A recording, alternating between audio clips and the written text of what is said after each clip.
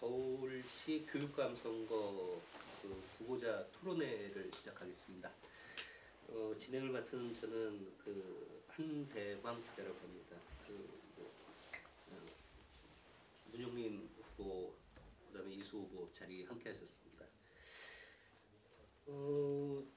작년 12월 달에 대구에서 그 중학교 2학년생이 자살했었죠. 그 같은 달에 고등학생도 자살을 했고, 대구에서만 올 10월 달까지 한 13명이 자살을 했었고, 그래서 올해 우리 사회의 가장 큰 이슈가 학교 폭력 문제였던 것 같습니다. 전혀 해결이 아직 안 되고 있는 이 학교 폭력 문제를 제일 먼저 좀 진단을 하도록 하겠습니다. 먼저 이제 학폭력의 이제 원인부터 좀 봐줘야 될 텐데, 원인에 대해서 가장 핵심적인 원인들 중심으로 해서 좀 의견을 먼저 좀 편하게 얘기를 해주시죠. 먼저 문 후보님부터. 이 학교 폭력이라고 하는 것이 비단 우리나라만의 현상이 아니라 전 세계적인 현상입니다. 특히 그 사춘기를 전후해서 어떤 상당한 어떤 그 신체적인 그 에너지가 발산이 되고, 또 이제 집을 떠나야 독립해야 되는 어떤 그 독립 불안감, 이 두 가지가 합쳐가지고 사춘기 시절에 일어나는 하나의 발달 현상이긴 합니다. 문제는 그런 발달 현상이 전 세계 보편적으로 일어나는데, 사회가 그것을 얼마나 탄력적으로 받아들이고 그걸 감싸주는 그런 사회적인 어떤 사회 문화심리적인 분위기가 있느냐. 우리나라는 사실은 그런 어떤 사춘기 아이들을 문화심리적으로 감싸 안아주는 그런 분위기가 사실 좀 모자랍니다. 특히 교육이 대단히 경쟁적 구조로 되어 있어가지고 교육 속에서 아이들이 그 치유를 받고 이것이 온화하게 감싸임을 당하기보다는 그게 발산할 수밖에 없는 그런 상황으로 가고 있죠. 특히 우리나라의 영상 문화라든지 또 여러 가지 컴퓨터라든지 여러 가지 IT 문화 자체가 아이들이 어떤 폭력 성향을 띠게 되고, 우리 사회가 폭력 사회고 또 양극화 현상이 심각하고 또 사회 불안이 그런 것들 그대로 이제 학교로 저는 학생들이 보고 배우는 것들이 그런 것들이니까 오히려 그게 이제 강화되는 측면으로 나타나고 있는데, 대구 학생 그 예를 들었지만 주로 그 원인을 보면 정말 이 심각한 입시, 경쟁, 학업에 대한 스트레스, 이게 이제 사실 원인 중에 제일 많죠.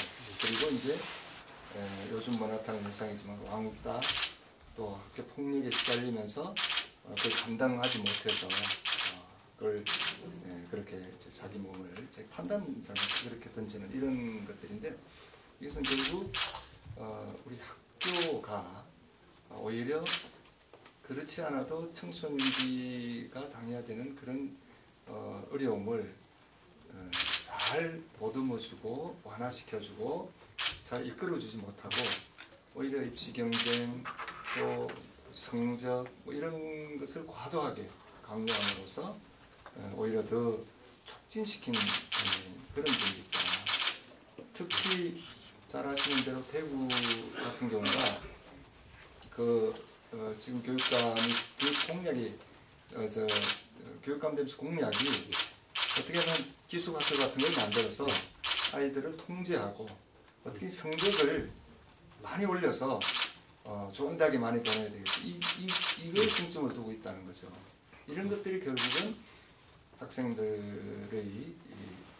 여러 가지 스트레스 그리고 폭력으로까지 연결되는 그런 현상으로 나타나고 있어서 결국은 그 문제를 푸는 것도 그런 경쟁을 완화시키고 학생들이 학교에서 정말 행복하게 잘 살아갈 수 있는 그런 여건을 만들어주는 것이다. 이런 생각이 있습니다. 제가 이제 그 청소년 폭력 예방재단 이사장을 한 6년 했어요. 그래서 우리나라 학교 폭력의 실태를 좀 많이 알고 있고, 제가 하나 발견하는 중요한 문제 하나는 우리 청소년들이 어릴 적부터 자유와 책임, 이거에 대한 어떤 제대로 된 훈육이 잘 안 돼 있습니다.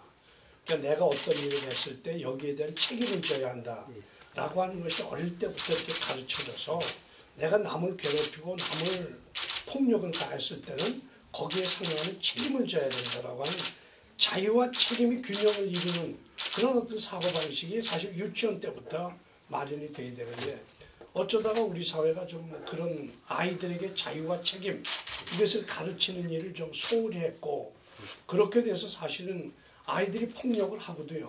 제가 나한테 욕을 했기 때문에 난 때렸다. 이게 나는 책임 없다. 이렇게 생각들을 하고 있거든요. 그래서 저는 학교에 어떤 단단한 어떤 훈육 이런 것들 선생님들이 아이들에게 네가 이런 일을 하면 이런 책임을 져야 된다라고 하는 이런 어떤 뚜렷한 훈육 이걸 요즘 얘기하면 도덕 인성 교육이라고 할 수 있을 겁니다. 이것이 아주 상당히 좀 이렇게 잘 되면 우리 학교 폭력도 상당한 부분 막을 수 있지 않을까. 이 폭력의 문제는 역시 자율 규제거든요. 내가 사람을 때리면 안 된다 하는 의식을 강하게 갖고 내가 사람을 때리게 되면 거기에 상응하는 책임을 질 수밖에 없다. 이것을 사실은 초등학교부터 확실히 가르쳐야 되는데 이게 좀 소홀히 가르쳐진 측면도 있다. 이렇게 생각을 합니다. 진단이나 그 원칙은 맞은 것 같아요. 근데 좀 걸리거든요. 훈육이라는 말씀 가르쳐야 된다는 거예요.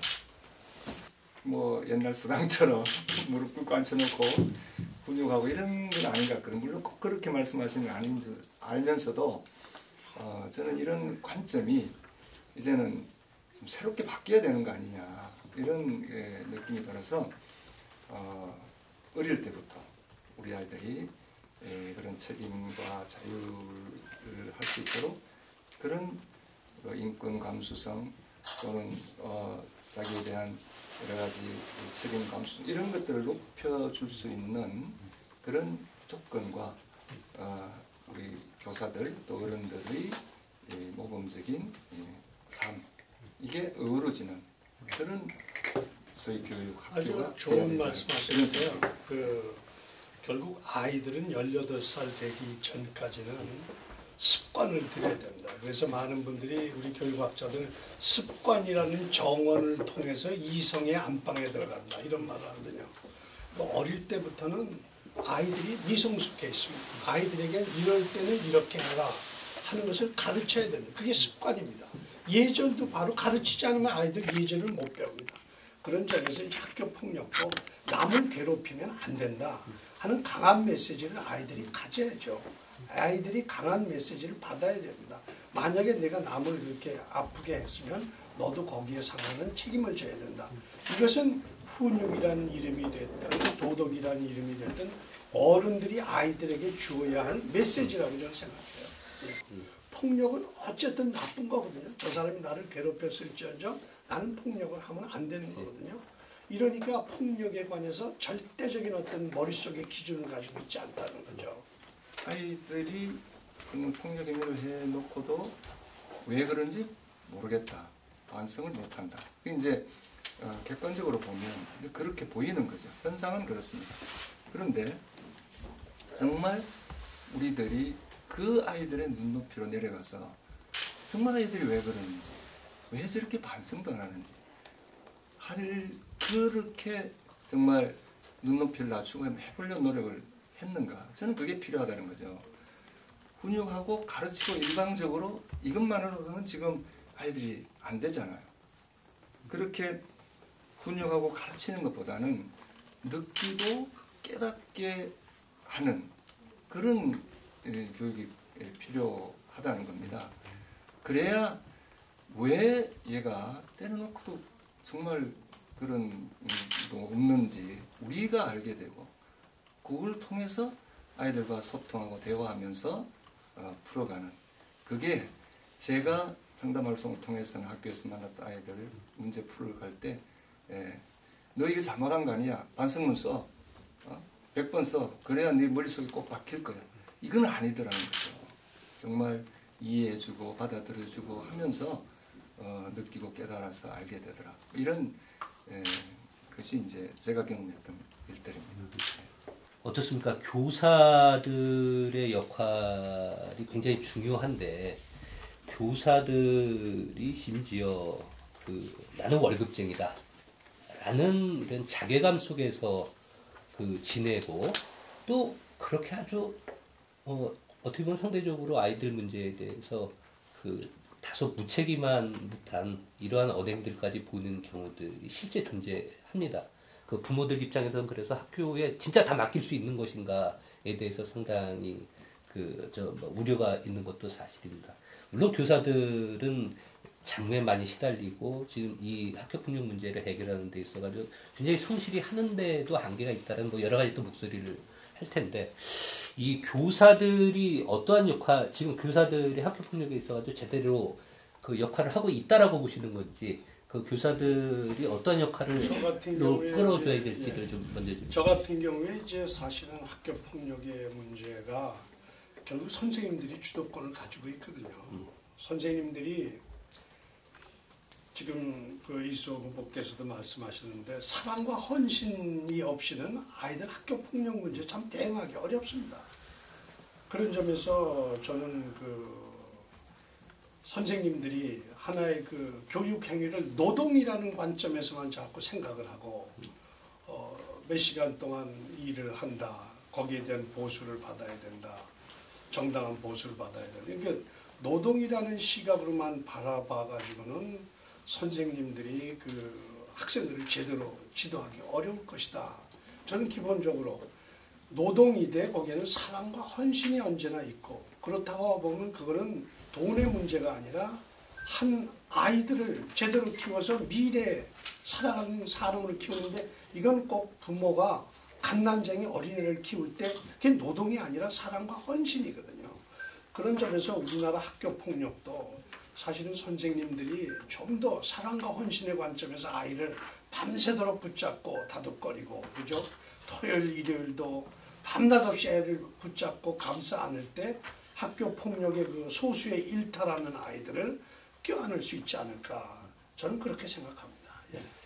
예, 그 노동이라는 관점도 일부 있을 수 있겠지만 실제 학교에 가보면 선생님들이 우리나라 교사들만큼 정말 교육 본질적인 데 특히 아이들을 지도하고 하는데 충실하고 그런 의지가 큰 나라가 없어요. 특히 우리나라는 담임 제도라는 게 있잖아요.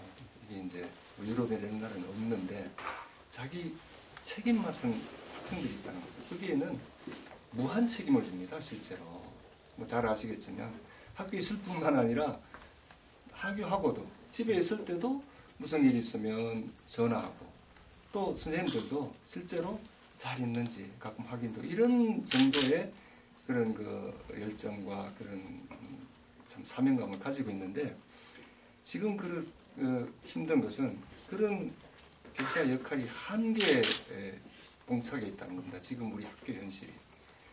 왜 이런 정말 가르칠 수 있는 권리까지 침해당하고 있느냐라고 그 질문을 했을 때 앙케이트 조사를 한 게 있습니다. 보면 1위가 뭐냐 하면 잘못된 교육정책. 너무나 많은 교육정책이 위에서부터 계속 내려오기 때문에 실제로 수업을 충실히 하고 아이들 상담할 시간 자체가 없다는 거예요.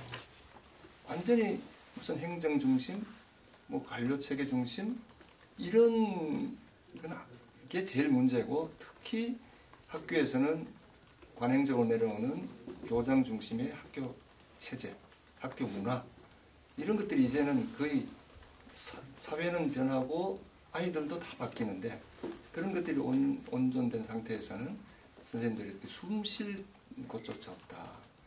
뭐 그래서 정말 무슨 아이들 포기하지 않습니다. 우리 선생님들. 그럼에도 불구하고 함에도 불구하고 바깥에서 보기에는 그렇게 느껴지는 것이 오히려 더 괴로워하고 고통스러워하는 게 우리 선생님들이죠. 실제로.